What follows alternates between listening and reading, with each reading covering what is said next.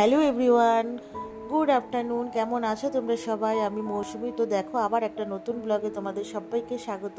তো আজকে জানো তো বন্ধুরা, আজকে হচ্ছে বুদ্ধ পূর্ণিমা, তাই তো। তো আজকে আমাদের এক বান্ধবীর বাড়িতে নিমন্ত্রণ ছিল, বান্ধবী বলতে ওর বাবার বাড়িতে। এটা আজকে সেখানকারই ব্লগ। আমি, আমার মা, আমার মাসি, ঠিক আছে, আমার মেয়ে, চারজনে মিলে রেডি শেডি হয়ে চলে এসেছি বাড়ি থেকে। ভিডিওটা স্টার্ট করে তারপরে দেখালাম কে কে এসেছি, তারপরে আর ভিডিও করিনি। আর আজকে তো ভীষণই গরম। আমরা দুপুরের দিকে বেরিয়েছি, তো এসেই ট্রেন পেয়ে গেছি, অটো টোটো সব পেয়ে বাড়ি ওদের বাড়িতে চলে এসেছি। তো ঢোকার সাথে সাথে আমাদেরকে বকাবকি করছে, যেহেতু পুজো টুজো সব কমপ্লিট। আমরা ঢুকেছি ওই 3:10-15 হবে, তাই সবাই রাগারাগি করছিল। তো যাই হোক, তারপরে ওই ঠাকুর দেখলে ওদের আজ এটা হচ্ছে 75তম পুজো আর কি। তো এই বছর 75 বছর বলে মানে অনেক কিছু, মানে অনেক রকম অনুষ্ঠানের আয়োজন করেছে। তো যাই হোক, ঠাকুর নমস্কার করে আমরা তারপরে চলে গেলাম খেতে। তা বকাবকি করছিল যে এত দেরি করে আসলে কেন, এই করলে কেন। তো ওটাই লাস্ট ব্যাচ ছিল, সবাই মিলে খাওয়া দাওয়া করলাম। খাওয়াতে ছিল ভোগের খিচুড়ি, তারপরে পানির বাসিন্দা, পোলাও, ছানার কোপ্তা, ধোকা, দই, মিষ্টি, চাটনি, পাঁপড়, ঠিক আছে, সব ছিল। তো খুবই মানে আরাম করে খেয়েছি। আর খেতে তো ভালোই লাগছিলো, আর একদিকে প্রচণ্ডই গরম লাগছিলো, যতই ফ্যান ট্যান থাকুক না কেন। আর ঠাকুরের প্রসাদ খুবই টেস্টি হয়েছিল। আগের বছরও তোমাদের সাথে ভিডিও শেয়ার করেছি, তোমরা দেখেছো, আর এই বছরও আবার করলাম।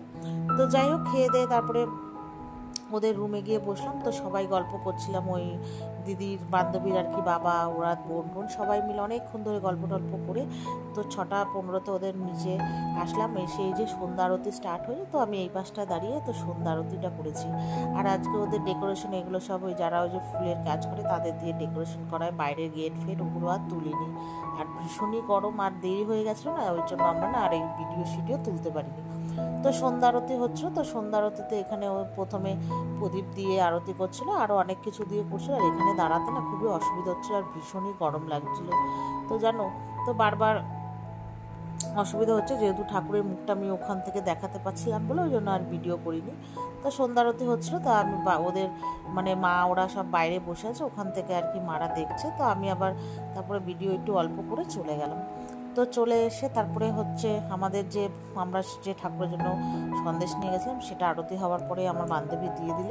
আমি বললাম সবার মধ্যে দিয়ে দিতে, বললো রেখেছি। আমি কিছুতেই রাখবে না আর কি, তাও আমি জোর করে বলা 2 না 3টে সন্দেশ রেখেছে, জানি না, দেখলাম প্লাস্টিকে মানে সন্দেশের প্যাকেট থেকে ধরলো, আদৌ নিয়েছে কিনা জানি না।